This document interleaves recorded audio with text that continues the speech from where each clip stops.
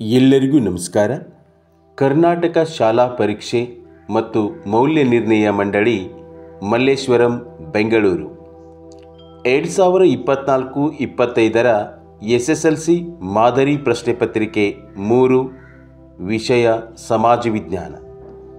ಈ ಒಂದು ಪ್ರಶ್ನೆ ಪತ್ರಿಕೆಯ ಕೀ ಉತ್ತರಗಳನ್ನು ಈ ವಿಡಿಯೋದಲ್ಲಿ ನೋಡೋಣ. ಮೊದಲಿನ ವಿಡಿಯೋಗಳು ನಿಮಗೆ ಬೇಕು ಅಂದರೆ ಡಿಸ್ಕ್ರಿಪ್ಷನ್ ಬಾಕ್ಸಲ್ಲಿ ಲಿಂಕ್ ಇರುತ್ತೆ, ನೋಡ್ಬೋದು.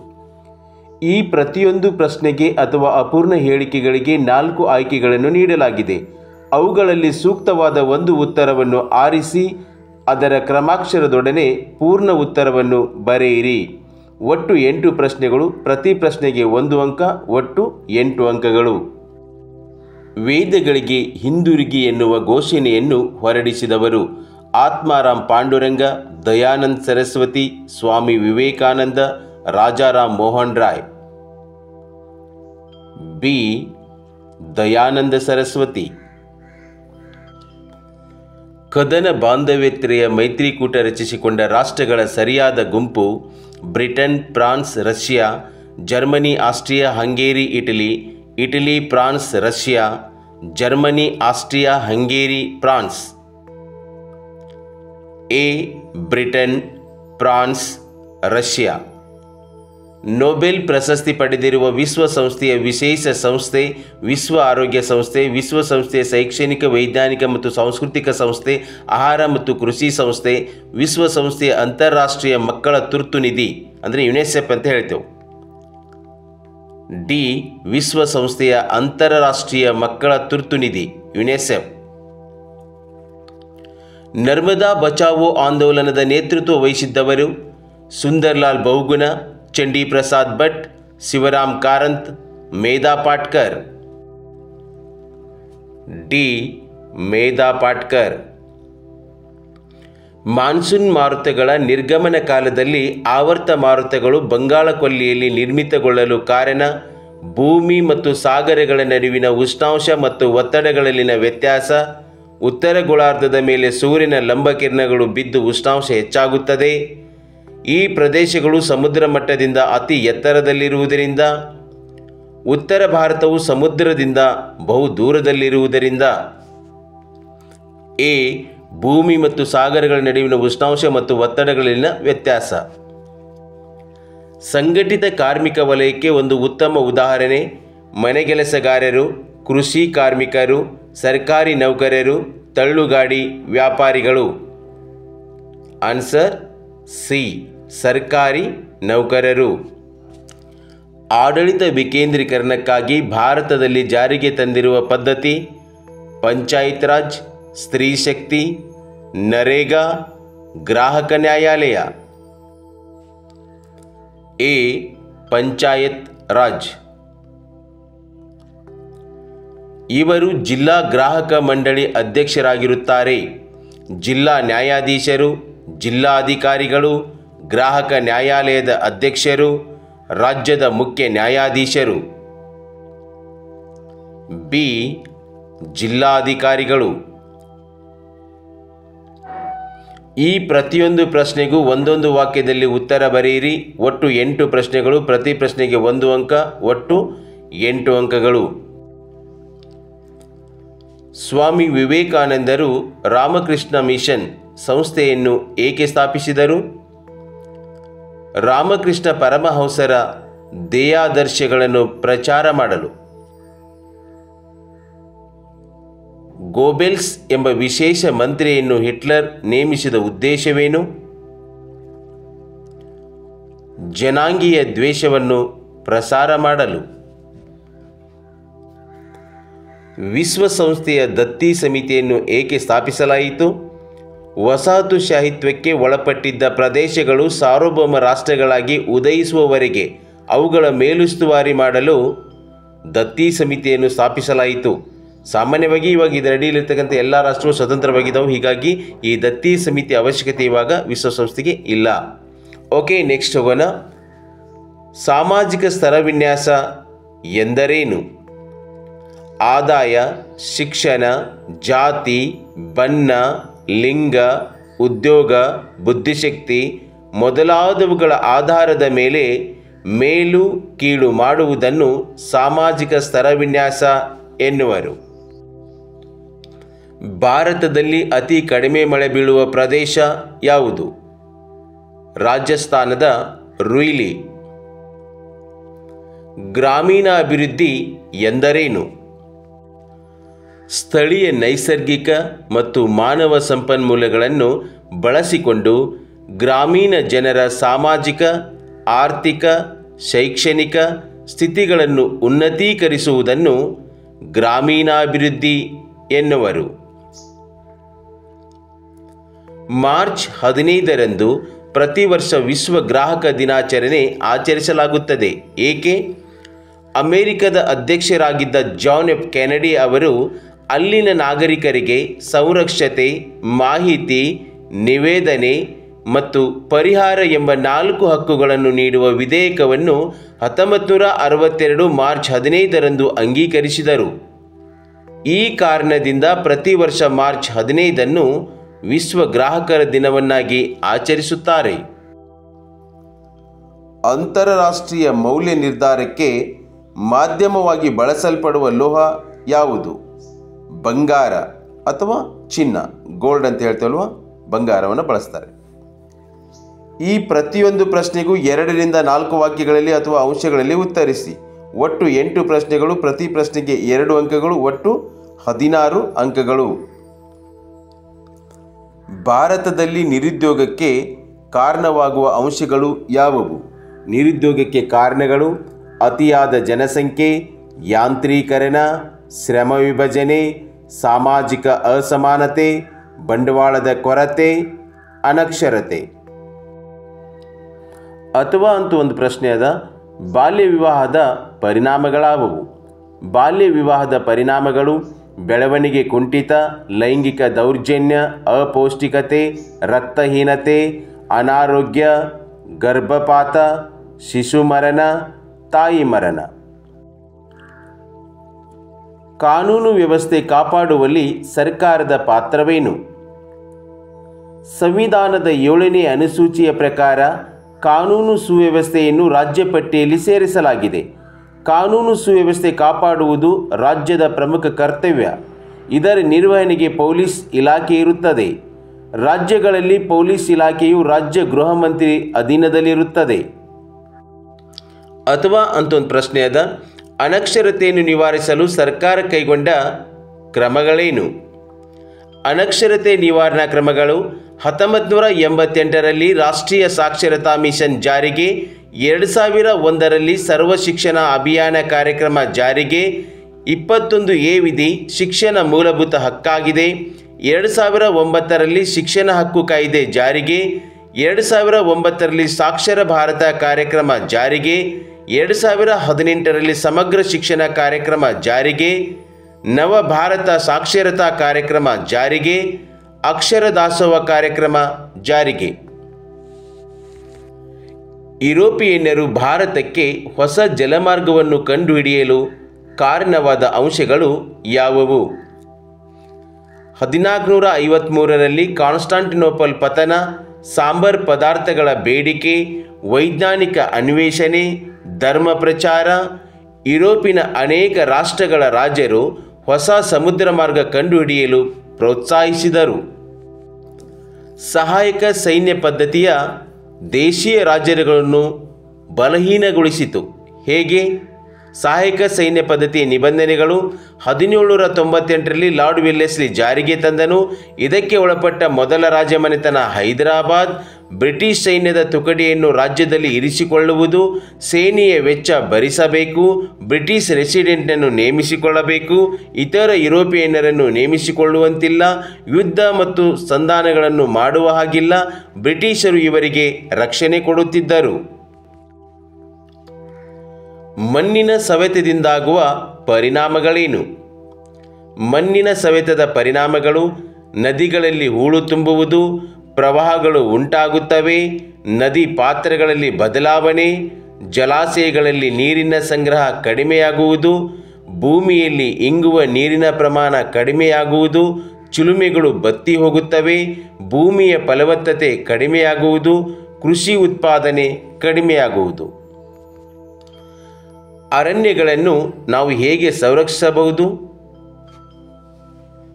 ಅರಣ್ಯ ಸಂರಕ್ಷಣಾ ಕ್ರಮಗಳು: ಅರಣ್ಯ ನಾಶ ನಿಯಂತ್ರಣ, ಕಾಡ್ಗಿಚ್ಚು ನಿಯಂತ್ರಣ, ಅರಣ್ಯ ಅತಿಕ್ರಮಣ ನಿಯಂತ್ರಣ, ಮರಗಳ ಕಳ್ಳ ಸಾಗಾಣಿಕೆ ನಿಯಂತ್ರಣ, ಅರಣ್ಯ ನಾಶ ನಿಯಂತ್ರಣ ಕಾಯ್ದೆ ಜಾರಿಗೆ, ಅರಣ್ಯ ಬೆಳೆಸಲು ಪ್ರೋತ್ಸಾಹ. ಪ್ರತ್ಯಕ್ಷ ತೆರಿಗೆ ಪರೋಕ್ಷ ತೆರಿಗೆಗಳಿಗಿಂತ ಹೇಗೆ ಭಿನ್ನವಾಗಿದೆ? ಇಲ್ಲಿ ಎರಡು ಭಾಗ ಮಾಡೋಣ. ಒಂದು ಸೈಡು ಪ್ರತ್ಯಕ್ಷ ತೆರಿಗೆ, ಇನ್ನೊಂದು ಪರೋಕ್ಷ ತೆರಿಗೆ. ಪ್ರತ್ಯಕ್ಷ ತೆರಿಗೆ ನೋಡಿ, ಸರ್ಕಾರವು ಯಾರ ಮೇಲೆ ತೆರಿಗೆಯನ್ನು ವಿಧಿಸುತ್ತದೆಯೋ ಅವರೇ ಆ ಹೊರೆಯನ್ನು ಹೊರುವಂತಿದ್ದರೆ ಅಂಥ ತೆರಿಗೆಯನ್ನು ಪ್ರತ್ಯಕ್ಷ ತೆರಿಗೆ ಎನ್ನುವರು. ಪರೋಕ್ಷ ತೆರಿಗೆ ನೋಡಿ, ಸರ್ಕಾರವು ವಿಧಿಸುವ ತೆರಿಗೆ ಹೊರೆಯನ್ನು ಇತರರ ಮೇಲೆ ವರ್ಗಾಯಿಸಲು ಸಾಧ್ಯವಿದ್ದರೆ ಅಂತಹ ತೆರಿಗೆಯನ್ನು ಪರೋಕ್ಷ ತೆರಿಗೆ ಎನ್ನುವರು. ಪ್ರತ್ಯಕ್ಷ ತೆರಿಗೆ ನೋಡಿ, ಈ ತೆರಿಗೆಯನ್ನು ಇತರರಿಗೆ ವರ್ಗಾಯಿಸಲು ಬರುವುದಿಲ್ಲ. ಪರೋಕ್ಷ ತೆರಿಗೆ ಈ ತೆರಿಗೆಯನ್ನು ಇತರರಿಗೆ ವರ್ಗಾಯಿಸಬಹುದು. ಪ್ರತ್ಯಕ್ಷ ತೆರಿಗೆಗೆ ಉದಾಹರಣೆಗಳು: ವರಮಾನ ತೆರಿಗೆ, ಕಂಪನಿ ತೆರಿಗೆ, ಸಂಪತ್ತಿನ ತೆರಿಗೆ, ಸ್ಟಾಂಪ್ ತೆರಿಗೆ. ಪರೋಕ್ಷ ತೆರಿಗೆಗೆ ಉದಾಹರಣೆ ಸರಕು ಮತ್ತು ಸೇವಾ ತೆರಿಗೆ ಅಂದರೆ GST, goods and service tax. ಉಳಿತಾಯ ಬ್ಯಾಂಕ್ ಖಾತೆಗಳು ಚಾಲ್ತಿ ಬ್ಯಾಂಕ್ ಖಾತೆಗಳಿಗಿಂತ ಭಿನ್ನವಾಗಿದೆ, ವಿವರಿಸಿ. ಉಳಿತಾಯ ಖಾತೆ ಒಂದು ಸೈಡು, ಇನ್ನೊಂದು ಸೈಡು ಚಾಲ್ತಿ ಖಾತೆ. ಉಳಿತಾಯ ಖಾತೆ ನೋಡಿ, ವಿದ್ಯಾರ್ಥಿಗಳಿಗೆ, ತಿಂಗಳ ಸಂಬಳದಾರರಿಗೆ ಮತ್ತು ಪಿಂಚಣಿದಾರರಿಗೆ ಈ ಖಾತೆ ಸೂಕ್ತವಾಗಿದೆ. ಚಾಲ್ತಿ ಖಾತೆ ವ್ಯಾಪಾರಸ್ಥರಿಗೆ ಈ ಖಾತೆ ಸೂಕ್ತವಾಗಿದೆ. ಉಳಿತಾಯ ಖಾತೆ ನೋಡಿ, ಗ್ರಾಹಕರಿಗೆ ಬಡ್ಡಿ ದೊರೆಯುತ್ತದೆ. ಚಾಲ್ತಿ ಖಾತೆಯಲ್ಲಿ ಗ್ರಾಹಕರಿಗೆ ಬಡ್ಡಿ ದೊರೆಯುವುದಿಲ್ಲ. ಉಳಿತಾಯ ಖಾತೆ ನೋಡಿ, ಸೇವಾ ಶುಲ್ಕವಿರುವುದಿಲ್ಲ. ಚಾಲ್ತಿ ಖಾತೆಯಲ್ಲಿ ಸೇವಾ ಶುಲ್ಕವಿರುತ್ತದೆ. ಉಳಿತಾಯ ಖಾತೆ ನೋಡಿ, ವ್ಯವಹರಿಸಲು ನಿಗದಿತ ಮಿತಿ ಇರುತ್ತದೆ. ಚಾಲ್ತಿ ಖಾತೆಯಲ್ಲಿ ದಿನಕ್ಕೆ ಎಷ್ಟು ಬಾರಿಯಾದರೂ ವ್ಯವಹರಿಸಬಹುದು. ಈ ಪ್ರತಿಯೊಂದು ಪ್ರಶ್ನೆಗೂ 6 ವಾಕ್ಯಗಳಲ್ಲಿ ಅಥವಾ ಅಂಶಗಳಲ್ಲಿ ಉತ್ತರಿಸಿ. ಒಟ್ಟು 9 ಪ್ರಶ್ನೆಗಳು, ಪ್ರತಿ ಪ್ರಶ್ನೆಗೆ 3 ಅಂಕಗಳು, ಒಟ್ಟು 27 ಅಂಕಗಳು. ರೈತವಾರಿ ಪದ್ಧತಿ ಒಳಗೊಂಡಿದ್ದ ಅಂಶಗಳನ್ನು ವಿವರಿಸಿ. ರೈತವಾರಿ ಪದ್ಧತಿಯ ಲಕ್ಷಣಗಳು: 1792ರಲ್ಲಿ ಅಲೆಕ್ಸಾಂಡರ್ ರೀಡ್ ಬಾರಾಮಲ್ನಲ್ಲಿ, 1801ರಲ್ಲಿ ಥಾಮಸ್ ಮನ್ರೋ ಮೈಸೂರಿನಲ್ಲಿ ಜಾರಿಗೆ ತಂದರು. ರೈತನು ಭೂಮಾಲೀಕನಾದನು. ರೈತನು ಕಂದಾಯವನ್ನು ಸರ್ಕಾರಕ್ಕೆ ಸಲ್ಲಿಸಬೇಕಿತ್ತು. ಉತ್ಪನ್ನದ 50% ಕಂದಾಯ ನಿಗದಿಯಾಯಿತು. ರೈತರಿಗೆ ಹೆಚ್ಚಿನ ಲಾಭವಾಗಲಿಲ್ಲ. ರೈತರು ಮತ್ತು ಸರ್ಕಾರದ ಮಧ್ಯೆ ನೇರ ಸಂಪರ್ಕವಿತ್ತು. ರೈತರು ಸಂಕಷ್ಟಗಳಿಗೆ ಒಳಗಾದರು. ರೈತರು ಸಾಲದ ಸುಳಿಗೆ ಸಿಲುಕಿದರು. ಅಥವಾ ಅಂತ ಒಂದು ಪ್ರಶ್ನೆ ಅದ, ಸಂಗೊಳ್ಳಿ ರಾಯಣ್ಣನು ಬ್ರಿಟಿಷರ ವಿರುದ್ಧ ಹೋರಾಡಿದ ಕ್ರಮವನ್ನು ವಿವರಿಸಿ. ಸಂಗೊಳ್ಳಿ ರಾಯಣ್ಣನು ಸ್ವಾತಂತ್ರ್ಯ ಹೋರಾಟದಲ್ಲಿ ಹೋರಾಡಿದ ಕ್ರಮ: ಕಿತ್ತೂರಿನ ಸ್ವಾತಂತ್ರ್ಯಕ್ಕಾಗಿ ಹೋರಾಡಿದನು, ಬ್ರಿಟಿಷರ ವಿರುದ್ಧ ಹೋರಾಡಿದನು, ಸೈನ್ಯವನ್ನು ಸಂಘಟಿಸಿದನು, ಗುಪ್ತ ಸಭೆಗಳನ್ನು ನಡೆಸಿದನು, ಬ್ರಿಟಿಷರ ಖಜಾನೆಯನ್ನು ಲೂಟಿ ಮಾಡಿದನು, ಸೈನ್ಯದಲ್ಲಿ ರಾಷ್ಟ್ರೀಯ ಭಾವನೆಯನ್ನು ಮೂಡಿಸಿದನು. ಇವನು ಕೃಷ್ಣರಾಯನ ಸಂಚಿಗೆ ಬಲಿಯಾದನು. 1831 ಜನವರಿ 26ರಂದು ನಂದಗಡದಲ್ಲಿ ಗಲ್ಲಿಗೇರಿಸಲಾಯಿತು. ಭಾರತ ಅಭಿವೃದ್ಧಿಯತ್ತ ಸಾಗಲು ಪಂಚವಾರ್ಷಿಕ ಯೋಜನೆಗಳು ಹೇಗೆ ಕಾರಣವಾದವು? ಪಂಚವಾರ್ಷಿಕ ಯೋಜನೆಗಳ ಸಾಧನೆಗಳು: ರಾಷ್ಟ್ರೀಯ ಆದಾಯದ ಹೆಚ್ಚಳ, ತಲಾ ಆದಾಯದ ಹೆಚ್ಚಳ, ಕೃಷಿ ಅಭಿವೃದ್ಧಿ, ಕೈಗಾರಿಕೆಗಳ ಅಭಿವೃದ್ಧಿ, ಸೇವಾ ವಲಯದ ಅಭಿವೃದ್ಧಿ, ಆಹಾರ ಉತ್ಪಾದನೆಯಲ್ಲಿ ಹೆಚ್ಚಳ, ಉದ್ಯೋಗ ಸೃಷ್ಟಿ, ವಿಜ್ಞಾನ ತಂತ್ರಜ್ಞಾನದಲ್ಲಿ ಪ್ರಗತಿ, ರಫ್ತು ಹೆಚ್ಚಳ, ಜನರ ನಿರೀಕ್ಷಿತ ಜೀವಿತಾವಧಿ ಹೆಚ್ಚಳ. ಅಥವಾ ಅಂತ ಒಂದು ಪ್ರಶ್ನೆ ಅದ, ಗ್ರಾಮೀಣ ಅಭಿವೃದ್ಧಿಯಾಗಲು ಮಹಿಳೆಯರು ಹೇಗೆ ಪ್ರಮುಖರಾಗುತ್ತಾರೆ? ಗ್ರಾಮೀಣ ಅಭಿವೃದ್ಧಿಯಲ್ಲಿ ಮಹಿಳೆಯ ಪಾತ್ರ: ಕೃಷಿಕಳಾಗಿ ದುಡಿಯುತ್ತಾಳೆ, ಕಾರ್ಮಿಕಳಾಗಿ ದುಡಿಯುತ್ತಾಳೆ, ನೌಕರಳಾಗಿ ದುಡಿಯುತ್ತಾಳೆ, ಅಧಿಕಾರಿಯಾಗಿ ದುಡಿಯುತ್ತಾಳೆ, ಉದ್ಯಮಿಯಾಗಿ ದುಡಿಯುತ್ತಾಳೆ, ನೀತಿ ರೂಪಕಳಾಗಿ ದುಡಿಯುತ್ತಾಳೆ. ಬ್ಯಾಂಕುಗಳು ಗ್ರಾಹಕರಿಗೆ ಹೇಗೆ ಸಹಕಾರಿಯಾಗಿವೆ? ಬ್ಯಾಂಕುಗಳ ಸೇವೆಗಳು: ಹಣದ ವಹಿವಾಟು, ಠೇವಣಿಗಳನ್ನು ಅಂಗೀಕರಿಸುತ್ತದೆ, ಸಾಲ ಕೊಡುವುದು, ಲಾಭ ಮತ್ತು ಸೇವಾ ಭಾವನೆ, ಸಂಬಂಧ ಕಲ್ಪಿಸುವ ಕೊಂಡಿ, ಬ್ಯಾಂಕಿಂಗ್ ವ್ಯವಹಾರ. ಅಥವಾ ಅಂತ ಒಂದು ಪ್ರಶ್ನೆ ಅದ, ಉದ್ದಿಮೆದಾರರು ದೇಶದ ಆರ್ಥಿಕತೆಯಲ್ಲಿ ಹೇಗೆ ಪ್ರಮುಖ ಪಾತ್ರ ವಹಿಸುತ್ತಾರೆ? ಉತ್ತರವನ್ನು ನೋಡೋಣ. ಉದ್ಯಮಿಯ ಪ್ರಾಮುಖ್ಯತೆ: ಇವರು ಬಂಡವಾಳ ಸಂಗ್ರಹಿಸುತ್ತಾರೆ, ಇವರು ಉದ್ಯೋಗ ಸೃಷ್ಟಿಸುತ್ತಾರೆ, ಇವರು GDP ಹೆಚ್ಚಿಸುತ್ತಾರೆ, ಇವರು ಮಾರುಕಟ್ಟೆಗಳನ್ನು ಅಭಿವೃದ್ಧಿಪಡಿಸುತ್ತಾರೆ, ಇವರು ಜನರ ಜೀವನ ಮಟ್ಟವನ್ನು ಅಭಿವೃದ್ಧಿಪಡಿಸುತ್ತಾರೆ, ಇವರು ಕೈಗಾರಿಕೆಗಳನ್ನು ಅಭಿವೃದ್ಧಿಪಡಿಸುತ್ತಾರೆ, ಇವರು ಸಮಾಜದ ಏಳಿಗೆಗೆ ಸಹಾಯ ಮಾಡುತ್ತಾರೆ, ಇವರು ರಫ್ತು ವ್ಯಾಪಾರವನ್ನು ಹೆಚ್ಚಿಸುತ್ತಾರೆ, ಇವರು ಹೆಚ್ಚು ಲಾಭವಾಗಲು ಶ್ರಮಿಸುತ್ತಾರೆ. ಕೈಗಾರಿಕೆಗಳ ಸ್ಥಾನೀಕರಣಕ್ಕೆ ಸಹಾಯಕವಾಗುವ ಅಂಶಗಳು ಯಾವುವು? ಉತ್ತರವನ್ನು ನೋಡೋಣ.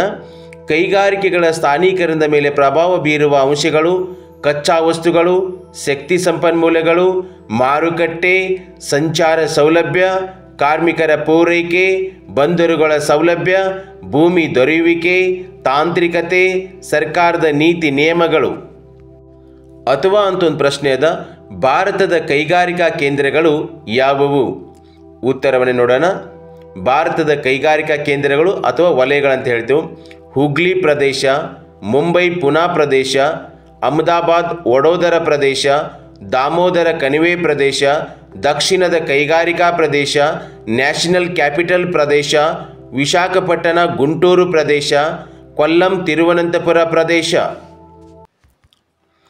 ಭಾರತದ ಸಾಮಾಜಿಕ ಸುಧಾರಣೆಗೆ ದಯಾನಂದ ಸರಸ್ವತಿ ಹಾಗೂ ರಾಜಾರಾಮ್ ಮೋಹನ್ ರಾಯರ ಕೊಡುಗೆಗಳೇನು?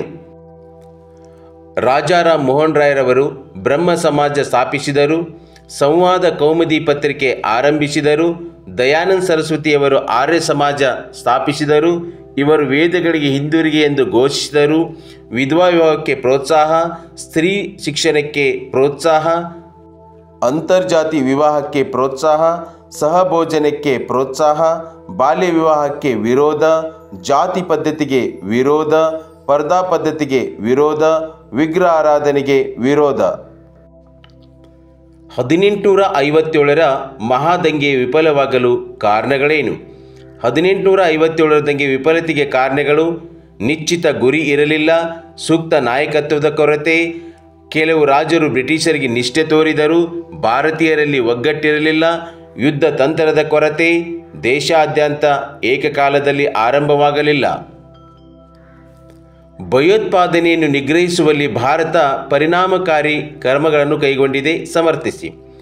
ಭಯೋತ್ಪಾದಕತೆ ನಿಗ್ರಹಕ್ಕೆ ಭಾರತ ಕೈಗೊಂಡಿರುವ ಕ್ರಮಗಳು: ರಾಷ್ಟ್ರೀಯ ತನಿಖಾ ದಳ ಸ್ಥಾಪನೆ, ವಿಶೇಷ ಪರಿಣಿತಿ ಪಡೆ ಸ್ಥಾಪನೆ, ಭಯೋತ್ಪಾದಕ ನಿಗ್ರಹ ಪಡೆಗಳ ಸ್ಥಾಪನೆ, ಇಂಟೆಲಿಜೆನ್ಸ್ ಬ್ಯೂರೋ ಮತ್ತು ಸಂಶೋಧನೆ ಹಾಗೂ ವಿಶ್ಲೇಷಣಾ ಘಟಕ ಸ್ಥಾಪನೆ, ಗುಪ್ತಚರ ಸಂಸ್ಥೆಗಳ ಸ್ಥಾಪನೆ, ಹಣಕಾಸು ಗುಪ್ತಚರ ಘಟಕಗಳ ಸ್ಥಾಪನೆ. ಸಾಮಾಜಿಕ ಸ್ತರವಿನ್ಯಾಸವನ್ನು ತಡೆಯಲು ಸರ್ಕಾರ ಕೈಗೊಂಡಿರುವ ಕ್ರಮಗಳೇನು? ಸಾಮಾಜಿಕ ಸ್ತರವಿನ್ಯಾಸ ತಡೆಯಲು ಸರ್ಕಾರ ಕೈಗೊಂಡಿರುವ ಕ್ರಮಗಳು: 17ನೇ ವಿಧಿ ಅಸ್ಪೃಶ್ಯತೆಯನ್ನು ನಿಷೇಧಿಸಿದೆ, 1955ರಲ್ಲಿ ಅಸ್ಪೃಶ್ಯತಾ ಅಪರಾಧಗಳ ಕಾಯ್ದೆ ಜಾರಿಗೆ, 1976ರಲ್ಲಿ ನಾಗರಿಕ ಹಕ್ಕುಗಳ ಸಂರಕ್ಷಣಾ ಕಾಯ್ದೆ ಜಾರಿಗೆ, 1989ರಲ್ಲಿ ಅಸ್ಪೃಶ್ಯತೆ ನಿರ್ಮೂಲನೆ ಜವಾಬ್ದಾರಿ ರಾಜ್ಯಗಳಿಗೆ ನೀಡಿದೆ, 14, 15, 16, 17ನೇ ವಿಧಿಗಳು ಪ್ರಜೆಗಳ ನಡುವೆ ತಾರತಮ್ಯ ಮಾಡಬಾರದು, 330, 332, 334ನೇ ವಿಧಿಗಳು ರಾಜಕೀಯದಲ್ಲಿ ಮೀಸಲಾತಿ. ಭಾರತದ ರಸ್ತೆ ಸಾರಿಗೆಯು ಇತರ ಸಾರಿಗೆಗಳಿಗಿಂತ ಹೆಚ್ಚು ಪ್ರಾಮುಖ್ಯತೆಯನ್ನು ಹೊಂದಿದೆ. ಹೇಗೆ? ಭಾರತದಲ್ಲಿ ರಸ್ತೆಗಳ ಪ್ರಾಮುಖ್ಯತೆ: ಕೃಷಿ ಅಭಿವೃದ್ಧಿಗೆ ಪೂರಕ, ಕೈಗಾರಿಕೆಗಳ ಅಭಿವೃದ್ಧಿಗೆ ಪೂರಕ, ಗ್ರಾಮ ಮತ್ತು ನಗರಗಳ ಅಭಿವೃದ್ಧಿಗೆ ಪೂರಕ, ಸಮಯದ ಉಳಿತಾಯ, ಕಡಿಮೆ ವೆಚ್ಚದಲ್ಲಿ ನಿರ್ಮಿಸಬಹುದು, ಮನೆ ಬಾಗಿಲಿಗೆ ಸೇವೆ ನೀಡುವುದು, ಪ್ರವಾಸೋದ್ಯಮಕ್ಕೆ ಸಹಕಾರಿಯಾಗಿದೆ, ವ್ಯಾಪಾರ ಮತ್ತು ವಾಣಿಜ್ಯ ಅಭಿವೃದ್ಧಿಗೆ ಪೂರಕ. ಈ ಪ್ರತಿಯೊಂದು ಪ್ರಶ್ನೆಗೂ 8 ವಾಕ್ಯಗಳಲ್ಲಿ ಅಥವಾ ಅಂಶಗಳಲ್ಲಿ ಉತ್ತರಿಸಿ. ಒಟ್ಟು 4 ಪ್ರಶ್ನೆಗಳು, ಪ್ರತಿ ಪ್ರಶ್ನೆಗೆ 4 ಅಂಕಗಳು, ಒಟ್ಟು 16 ಅಂಕಗಳು. ಭಾರತದಲ್ಲಿ ಬ್ರಿಟಿಷ್ ಶಿಕ್ಷಣದಿಂದಾದ ಪರಿಣಾಮಗಳನ್ನು ವಿವರಿಸಿ. ಬ್ರಿಟಿಷ್ ಶಿಕ್ಷಣದ ಪರಿಣಾಮಗಳು: ರಾಷ್ಟ್ರೀಯವಾದಿ ಬೆಳೆಯಿತು, ಸ್ಥಳೀಯ ಭಾಷೆ ಬೆಳೆಯಿತು, ಸ್ಥಳೀಯ ಸಾಹಿತ್ಯ ಬೆಳೆಯಿತು, ವೃತ್ತ ಪತ್ರಿಕೆಗಳು ಬೆಳೆದವು, ಸುಧಾರಣಾ ಚಳವಳಿಗಳು ಹುಟ್ಟಿಕೊಂಡವು, ಐರೋಪ್ಯ ಚಿಂತನೆಯ ಪ್ರಭಾವ, ಸ್ವಾತಂತ್ರ್ಯ ಚಳವಳಿಯ ಅರಿವು ಮೂಡಿತು, ಸಾಂಸ್ಕೃತಿಕ ಪರಂಪರೆಯ ಅರಿವು ಮೂಡಿತು. ಅಥವಾ ಅಂತ ಒಂದು ಪ್ರಶ್ನೆ ಅದ, ಭಾರತದ ಒಕ್ಕೂಟಕ್ಕೆ ಜಮ್ಮು ಕಾಶ್ಮೀರ ವಿಲೀನಗೊಂಡ ಪ್ರಕ್ರಿಯೆಯನ್ನು ವಿವರಿಸಿ. ಜಮ್ಮು ಕಾಶ್ಮೀರದ ರಾಜ ಹರಿಸಿಂಗ್ ಇವನು ಸ್ವತಂತ್ರವಾಗಿ ಉಳಿಯಲು ಬಯಸಿದನು. ಭಾರತಕ್ಕೆ ಸೇರಿಬಿಡಬಹುದೆಂಬ ಆತಂಕ ಪಾಕಿಸ್ತಾನ ಜಮ್ಮು ಕಾಶ್ಮೀರ ಮೇಲೆ ದಾಳಿ ಮಾಡಿತು. ರಾಜ ಹರಿ ಸಿಂಗ್ ಭಾರತ ಸರ್ಕಾರದ ಸಹಾಯ ಕೋರಿದನು. ಭಾರತವು ಜಮ್ಮು ಕಾಶ್ಮೀರಕ್ಕೆ ರಕ್ಷಣೆ ನೀಡಿತು. ಕಾಶ್ಮೀರವು ಕೆಲವು ಷರತ್ತುಗಳೊಂದಿಗೆ ಭಾರತದೊಂದಿಗೆ ವಿಲೀನವಾಯಿತು. ಕಾಶ್ಮೀರದ ಒಂದು ಭಾಗ ಪಾಕಿಸ್ತಾನದ ವಶ. ವಿಶ್ವಸಂಸ್ಥೆ ಕದನ ವಿರಾಮ ಆದೇಶ ನೀಡಿತು. ಭಾರತೀಯ ಸ್ವಾತಂತ್ರ್ಯ ಹೋರಾಟದಲ್ಲಿ ತೀವ್ರವಾದಿಗಳ ಪಾತ್ರವೇನು? ಭಾರತದ ಸ್ವಾತಂತ್ರ್ಯ ಚಳವಳಿಯಲ್ಲಿ ತೀವ್ರಗಾಮಿಗಳ ಪಾತ್ರ. ಇವರು ಮಂದಗಾಮಿಗಳನ್ನು ರಾಜಕೀಯ ಭಿಕ್ಷುಕರು ಎಂದು ಕರೆದರು. ಇವರು ಮಂದಗಾಮಿಗಳ ಮೃದು ಧೋರಣೆಯನ್ನು ಟೀಕಿಸುತ್ತಾ ತೀವ್ರವಾದ ನಿಲುವುಗಳನ್ನು ಹೊಂದಿದ್ದರು. ಪ್ರಮುಖ ತೀವ್ರವಾದಿಗಳು ಬಾಲಗಂಗಾಧರ್ ತಿಲಕ್, ಲಾಲಾ ಲಜಪತ್ ರಾಯ್, ಬಿಪಿನ್ ಚಂದ್ರ ಪಾಲ್. 1905ರಲ್ಲಿ ಲಾರ್ಡ್ ಕರ್ಜನ್ ಬಂಗಾಳವನ್ನು ವಿಭಜನೆ ಮಾಡಿದನು. ಇವರು ಬಂಗಾಳದ ವಿಭಜನೆಯನ್ನು ತೀವ್ರವಾಗಿ ವಿರೋಧಿಸಿದರು. ತೀವ್ರವಾದಿಗಳು ಇದನ್ನು ದೇಶಾದ್ಯಂತ ಕೊಂಡೊಯ್ದರು. ವಿದೇಶಿ ವಸ್ತುಗಳನ್ನು ಬಹಿಷ್ಕರಿಸಿದರು. ಸ್ವದೇಶಿ ಆಂದೋಲನಕ್ಕೆ ಕರೆ ನೀಡಿದರು. ಬಾಲಗಂಗಾಧರ್ ತಿಲಕರು ಸ್ವರಾಜ್ಯವು ನನ್ನ ಜನ್ಮಸಿದ್ಧ ಹಕ್ಕು, ಅದನ್ನು ಪಡೆದೇ ತೀರುವೆ ಎಂದು ಹೇಳಿದರು. ಪೂರ್ಣ ಸ್ವರಾಜ್ಯ ಪಡೆಯುವುದು ಇವರ ಗುರಿಯಾಗಿತ್ತು. ಸ್ವಾತಂತ್ರ್ಯ ಹೋರಾಟಕ್ಕೆ ಜನಸಾಮಾನ್ಯರನ್ನು ಸಂಘಟಿಸಿದರು. ಗಣೇಶ ಮತ್ತು ಶಿವಾಜಿ ಉತ್ಸವಗಳನ್ನು ಪ್ರಾರಂಭಿಸಿದರು. ಬೆಳೆ ಮಾದರಿಗಳನ್ನು ನಿರ್ಧರಿಸುವ ಅಂಶಗಳು ಯಾವುವು? ಬೆಳೆ ಮಾದರಿಯನ್ನು ನಿರ್ಧರಿಸುವ ಅಂಶಗಳು ನೈಸರ್ಗಿಕ ಅಂಶಗಳು, ಆರ್ಥಿಕ ಅಂಶಗಳು, ಸಾಮಾಜಿಕ ಅಂಶಗಳು, ರೈತರ ಮನೋಭಾವ, ನೀರಾವರಿ ಸೌಲಭ್ಯ, ಸಾರಿಗೆ ಸಂಪರ್ಕ, ಮಾರುಕಟ್ಟೆ ಸೌಲಭ್ಯ, ವಾಯುಗುಣ. ಲಿಂಗ ತಾರತಮ್ಯ ನಿವಾರಣೆಗೆ ಸರ್ಕಾರ ಕೈಗೊಂಡಿರುವ ಕ್ರಮಗಳೇನು?